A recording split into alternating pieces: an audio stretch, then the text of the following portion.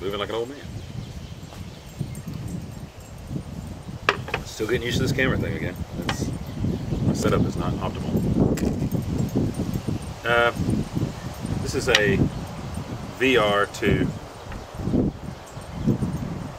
epsb 58. I think that's right. Hold on, I'll make sure. No, I'll put his name in the description. epsb 58, and I'll put it in the title as well.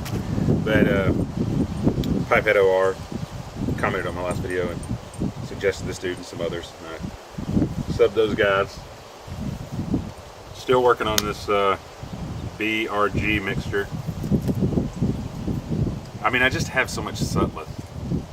I just kind of smoked through some of it, you know. They sent me just a ton of it. So, whatever. Free tobacco's tobacco, man. Smoking in this Meer lined Graco, one of my favorites, if not my favorite.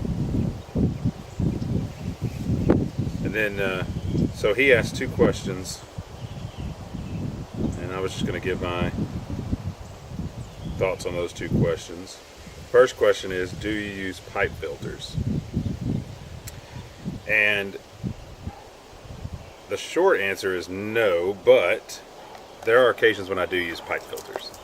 I'm very forgetful. I imagine a lot of people can say the same thing. And so I will go on fishing trips or camping trips or whatnot. I have a pipe bag that I've packed up and ready to go, but I just didn't put it in my truck or put it in a bag or whatever and left it at the house, just sitting on the counter. That happens to me a lot. So I'll stop at a gas station, and if I'm with women, I'll get a corncob pipe and some Captain Black. And if I'm with an all men's trip, I'll get a corncob pipe and some Carter Hall. But this is windy.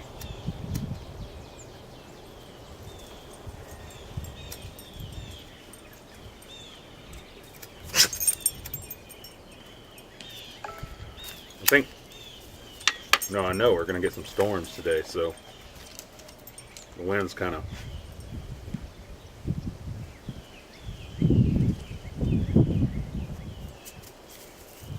so anyway, when that happens, if I'm lucky enough to have a pack of filters with me, or when I'm finished with the trip, I don't throw the corncob pipe away. I smoke it until it's dead. When I get it home, I'll put filters in it and corncob pipes.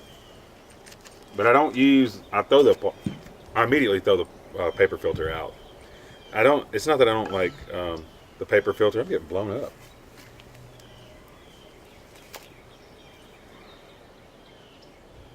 It's not that I don't like the paper filter. It's just I don't know. I don't like breathing through paper. That sounds ridiculous coming from somebody who's smoking a pipe, but I don't know. But I use these, and the reason I use them is because the draft on a corncob pipe is ridiculously wide open, and so this helps to restrict that, number one. But number two,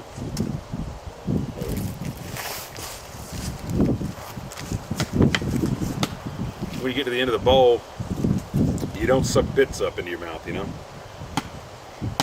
So these things inherently have, you know, a bore in them to support a filter, and these Savinelli filters are just like tight fit, perfect for those corncob pipe stems. And so that's normally how I smoke a corncob pipe, just so that last little bit's not unpleasant.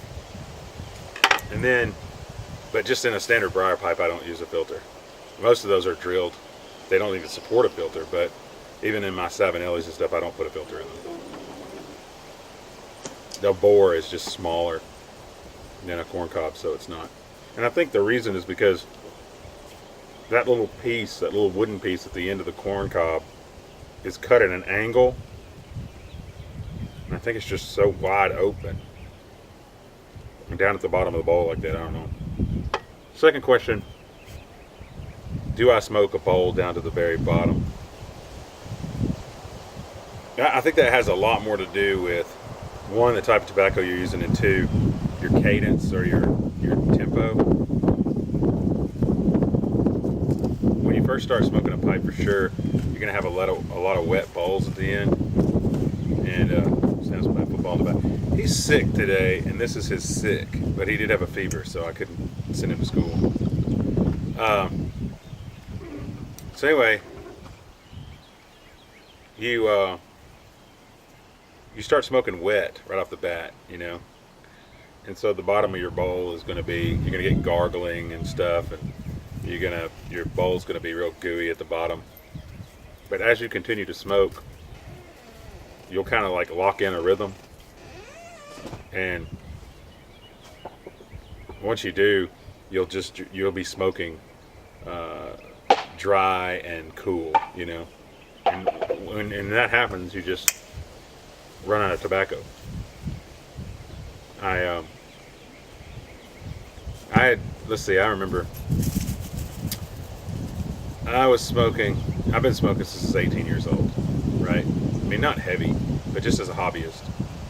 And when I was in mid-20s, the guy was over at the house and we were smoking pipes. And I remember, this is way before the YouTube era, but I finished my pipe and I dumped the ashes into the ashtray, and he said, "Did you smoke that all the way down to the bottom?" And I said, "Yeah." He said, "I don't think I've ever seen a pipe smoked all the way down to the bottom." So apparently that's a pretty common thing. People don't smoke it all the way to the bottom. But I say, to be honest with you, man, in modern day pipe smoking, people aren't,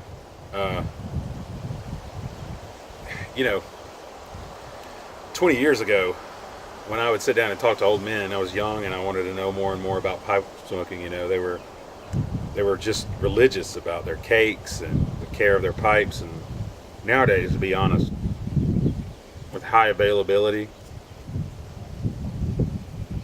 people buy so many pipes and rotate through so many pipes, maintaining a cake is just not a thing. I mean, you know, I have a couple of pipes that I maintain a cake on, and the rest of them I don't. In fact, I clean them out just because I may trade them or something like that. So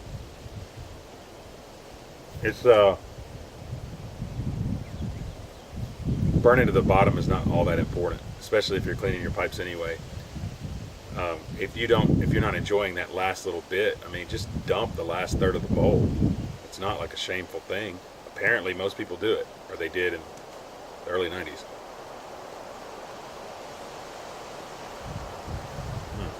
Early 2000s. Dated myself too far. Anyway, those are my answers.